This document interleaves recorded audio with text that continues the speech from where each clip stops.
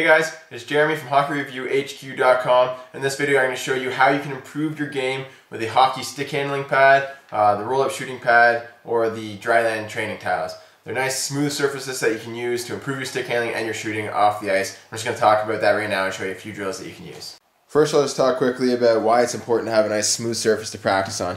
Basically, the ice is obviously the smoothest surface you can get, barely any friction, and that puck is going to slide nicely back and forth when you're stick handling and when you're shooting. So if you're practicing off ice on cement or wood or something like that, you're not going to have that same low friction environment. So if you're practicing on a high friction area and then you move to the ice, it's going to be hard to move your skills that you learned off the ice onto the ice. So you want to make your off-ice training as ice-like as possible. So it's nice to have a good smooth surface, like the training tiles, the shooting pads, or the roll-up shooting pad. So you can see the puck will slide nicely, and the green biscuit slides nicely. So it's nice to have a nice smooth surface where your puck is going to slide. It's not going to flip up when you're stick handling, and then you can practice your skills off the ice. You can take them onto the ice, and it's going to help you. So I'll show you a few drills that you can do quickly. When you're using a nice smooth surface like the training tiles, the roll-up shooting pad, or just the regular shooting pads, there's a few things that you want to practice. So I'm not going to go into detail about all these things, but if you want any of these drills or some in-depth drills for stick handling and shooting, just check out howtohockey.com. We have all kinds of stuff over there, but I'll focus more just on the product here, and I'll give you a few quick things that you can practice. So with stick handling, first thing you want to practice is quick hands. So just moving the puck back and forth quickly without having the puck flip up. And you want to make sure you cup the puck on the forehand and the backhand, otherwise you can still have it roll up on you. And you do the same thing with the green biscuit. Next thing you want to do is practice stick handling around your entire body. So practice those quick hands and moving the puck to your right, in front of you, to your left here. And then you can practice just moving it even behind you, through your legs, and try moving quickly from one area to the next. So that brings us to the next thing, which is the wider movement. So instead of just the quick hands back and forth, you want to practice moving in a bit of a wider motion, so a few feet back and forth, and then even from one far side to the other far side. And you can practice your reach as well, so see how far you can reach the puck over here and how far you can reach the puck over here. And practice those around your entire body, basically how far in front of you can have the puck, how far behind you, and basically practice complete control around your entire body. And then you can also practice some toe drags.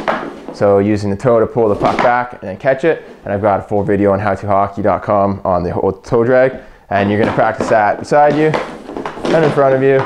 To the side, you can pull it across like that if you'd like. And basically just getting comfortable using the toe and the heel, the back of your stick and the front of your stick, and even pulling the puck in with the back and moving the puck across. So you can see you're using back and forth quickly, wide movements, toe drags from the side, and toe drags in front of you. Those are all a bunch of things you can practice in your stick handling.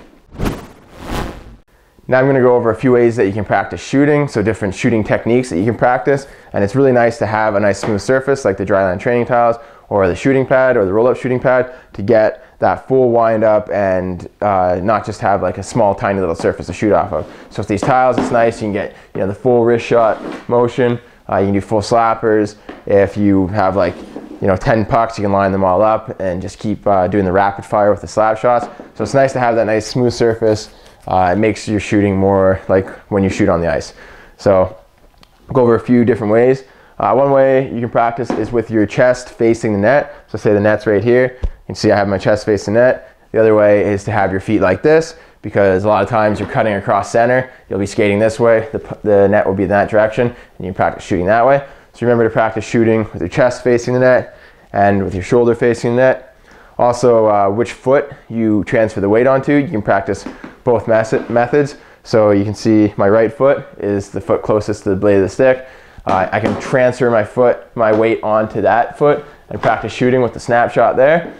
Or I can practice transferring with the weight onto my left foot. So I'm pushing off my right leg, transferring weight onto the left, and really firing that puck. That's how you can get the most power. Transferring, because you can have the puck on your stick a lot longer and you can generate more power that way. But for a nice quick release, you would want to practice just sort of like stepping into the shot and doing that snapshot and transferring the weight from the left to the right rather than from the right to the left.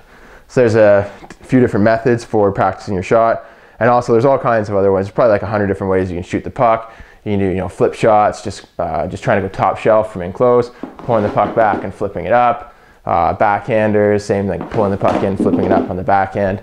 There's a ton of different ways you can shoot the puck. And if you want some in-depth shooting videos that go into detail about different shooting techniques, check out howtohockey.com. Got all kinds of stuff over there for you. There you go, guys. There's a few things that you can do at home to improve your stick handling and your shooting.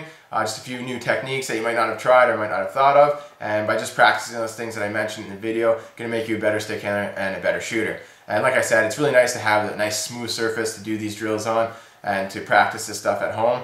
So if you don't have one of those shooting pads or the roll-up shooting pads or the dryland training towels, definitely want to pick one of those up, because having that nice smooth surface is going to help you improve, and it's going to make your off-ice practice more like when you practice on the ice and when you play on the ice. So thanks a lot for checking out the videos, guys, and check out hockeyreviewhq.com for more reviews of hockey equipment and hockey training aids. And we'll see you in the next video.